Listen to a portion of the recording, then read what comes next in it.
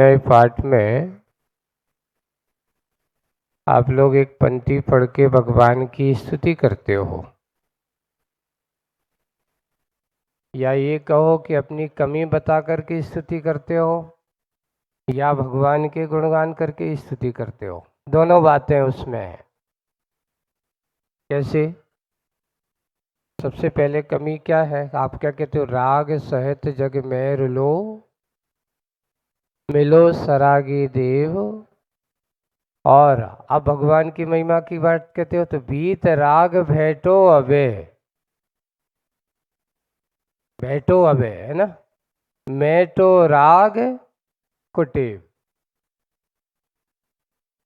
हे भगवान, हमारी कमी क्या है?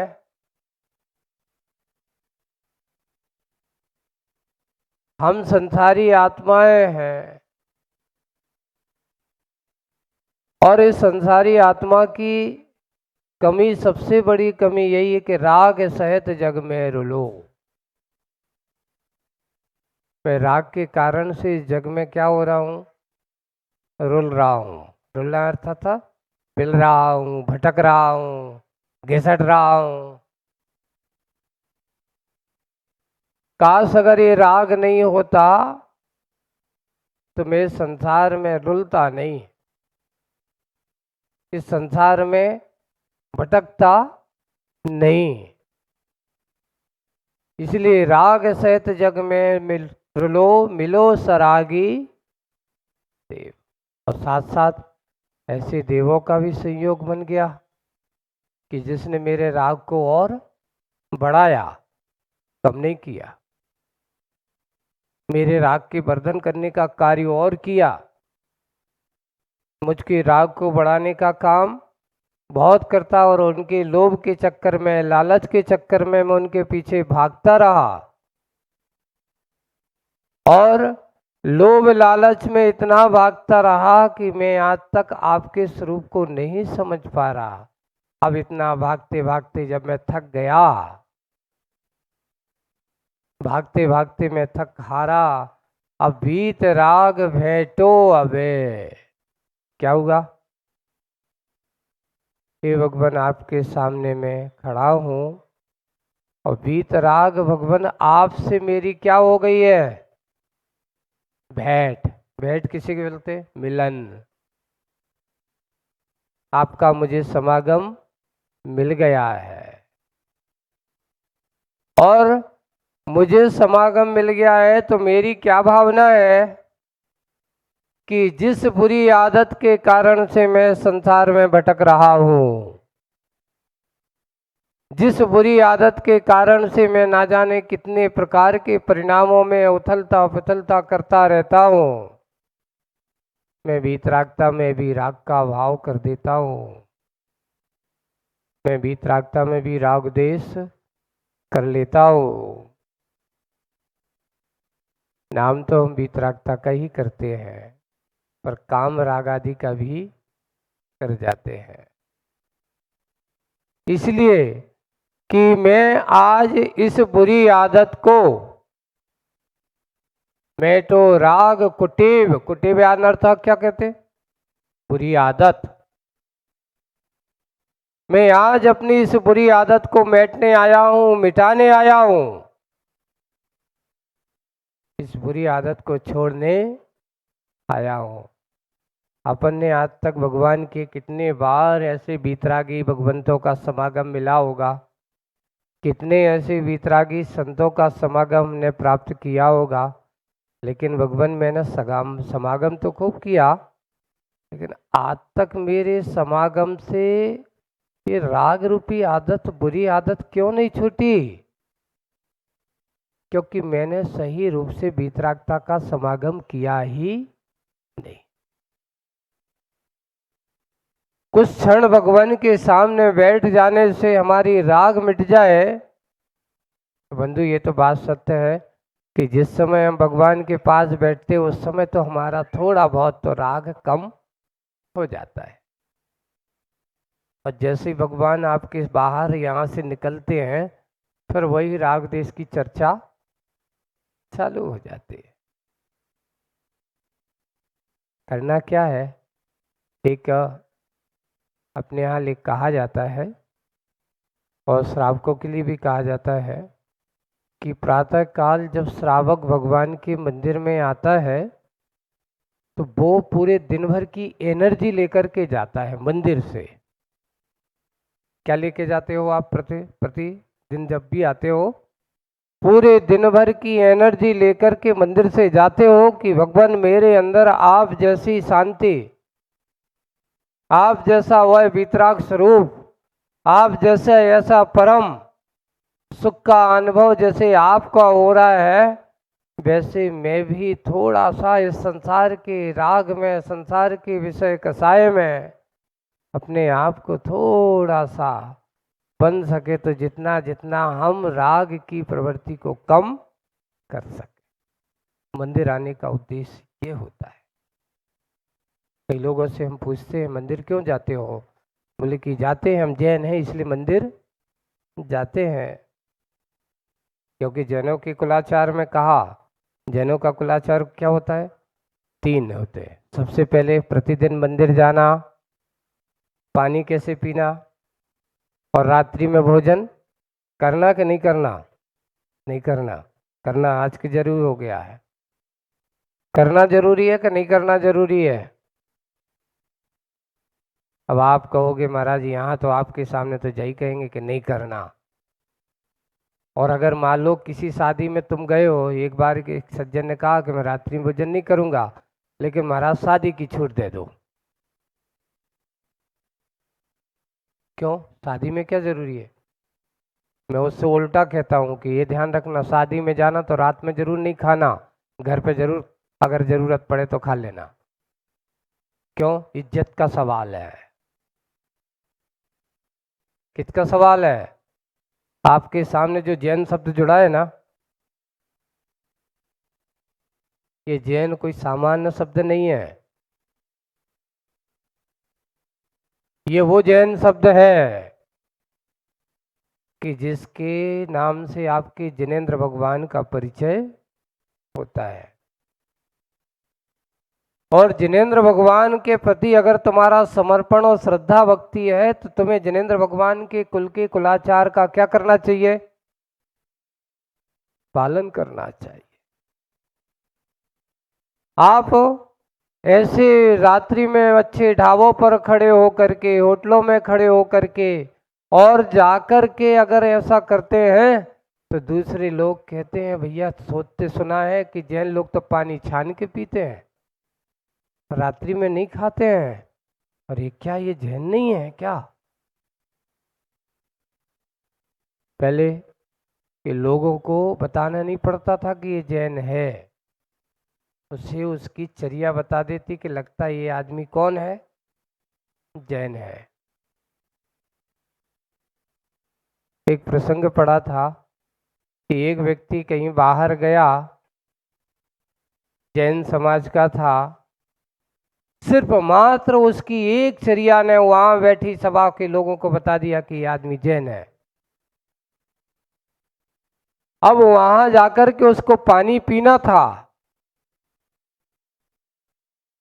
पानी पीना है, पहले की आज की तरह नहीं है कि जहां चाहे नल लगे हुए हैं, जहां चाहे आप हो पहुंच जाओ और वहां पर पानी पी लो, बाटल उठाओ, बाटल खरीदो और सीधे पानी पी लो।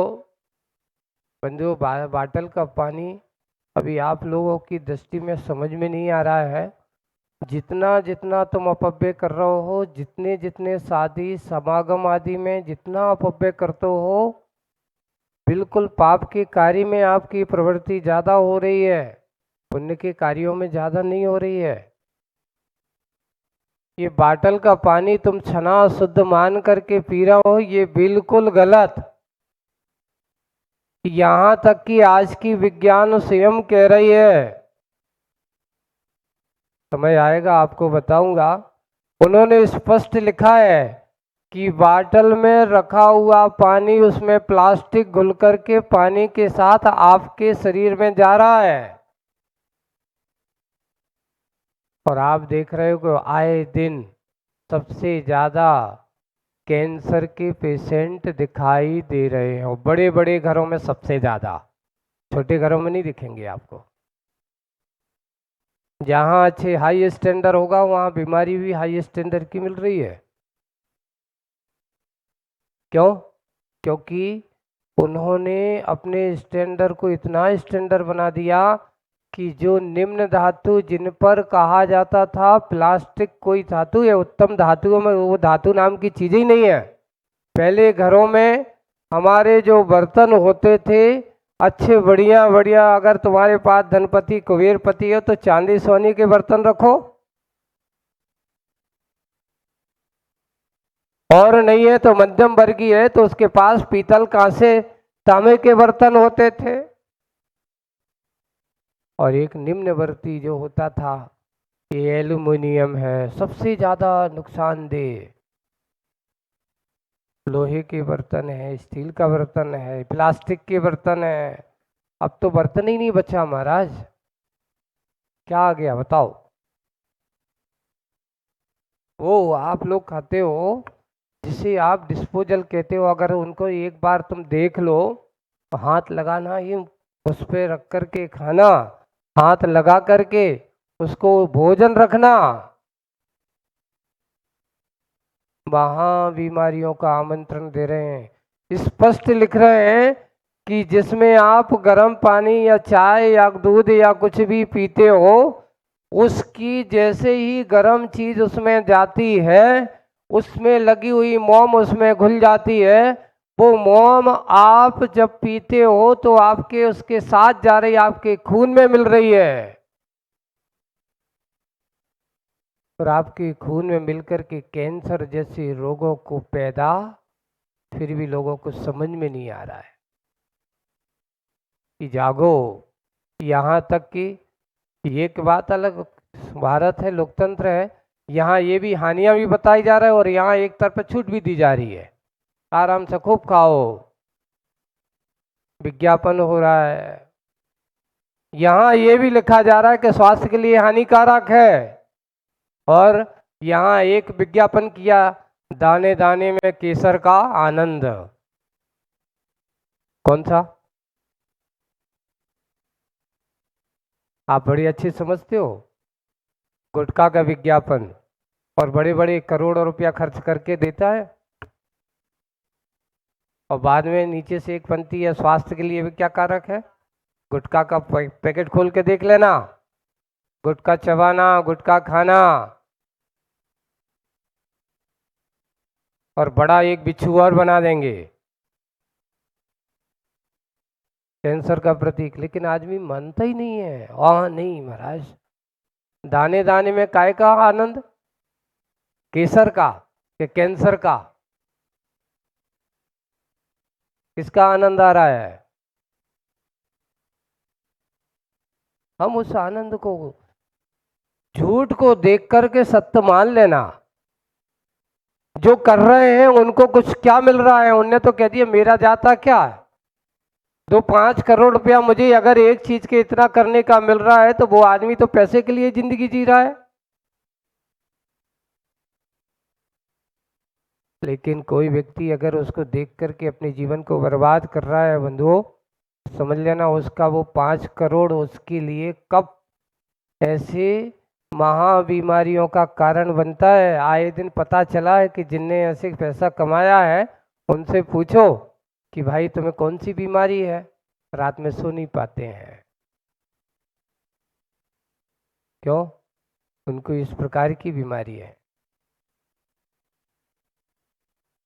ऐसे ऐसे, इसलिए सत्य को देखो, जानो, पहचानो। हमारे लोग पहले कहते पहले देखो जानो, फिर बाद में आगे क्या करना चाहिए, कदम बढ़ाना चाहिए। आज उस और दृष्टि हमारी समाज की, हम इतने आधुनिक होते जा रहे हैं। आज आपके शादी विवाह रिसेप्शन है, भोजन पानी है, अगर समाज चाहे तो इस प्रकार के कितना कचरा होता है। कभी कभार जब हम, कभी कभार ऐसे होते ना, कभी एक आध दिन पहले उसमें भोजन पानी हुआ हो, कोई धर्मशाला या संत भवनों में घुस जाते हैं तो वहाँ की बदबू और वहाँ की गंदगी को देख करके मन कहता कि कहाँ आ गए। ये बड़ी समाज होकर के सबसे पहले अपने जैनत्व की ओर दृष्टि होना चाहिए। अगर हम समाज चाहें, पहले आप लोगों के यहाँ शादी होती थी, यहाँ अहमदाबाद में भी होती थी, सब मंदिरों में पहले भंडारे होते थे कि नहीं है? आज भी होंगे, सब धूल पड़ रहे होंगे। बर्तन के भंडारे होते थे, लोग आकर के आते थे, शादी विवाह होते थे, बर्तन निकलवा जाकर लेते थे, जो भी पैसा दान राशि होती थी मंदिर के क्या हो जाता, भंडार कक्ष में दे दिया जाता था। आज वो परंपराएं हम गोल क्यों हो गई? ये बीमारियों को हमने अपना घर बना लिया, यहाँ की हम शुद्धता नहीं रही। सोचिए, जिन बर्तनों में जहाँ आप भोजन करते हो, जिन रेस्टोरेंट में, उन्हीं बर्तनों में कभी मांसाहार पकाया है, और उन्हीं बर्तनों में तुम्हारा क्या पक रहा है? क्या आप वो सात्विक हो?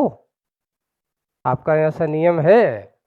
जिस केटर ने वहीं जाकर के अच्छे से मांसाहार भोजन बना करके दूसरों को खिलाया है, उन्हीं बर्तनों में आप जाकर के कहते हो कि मैं भी शाकाहारी हूँ, मैंने थोड़ी, मेरा स्वासाहार का नहीं। आप शाकाहारी भी नहीं हो, सात्विक भी नहीं हो।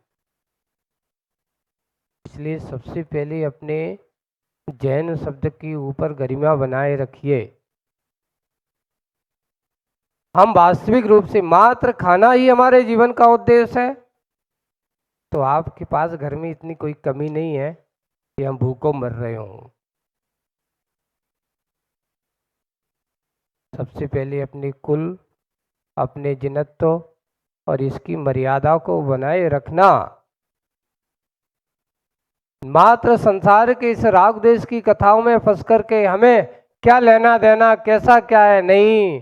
पहले हमारे लोग अगर कहीं पानी पीते जाते थे, वो आपको बता रहा था कि एक वो सज्जन गया, उसको पानी पीना था, अपने जेब में से उसने एक सफेद वस्त्र निकाला और निकाल करके उसने पानी जो पी रहा था उस नल में उसने लगाया, पानी को छाना, पानी छान करके पिया, और उससे उसी जल से उसने छने हुए पानी को हाथ में थोड़ा लिया, और जिसमें जो थे उन जीवों को वहीं पर उसने जहां था वहीं छोड़ा। अपने हाथ का रुमाल को उसने साफ किया, जेब में रखा।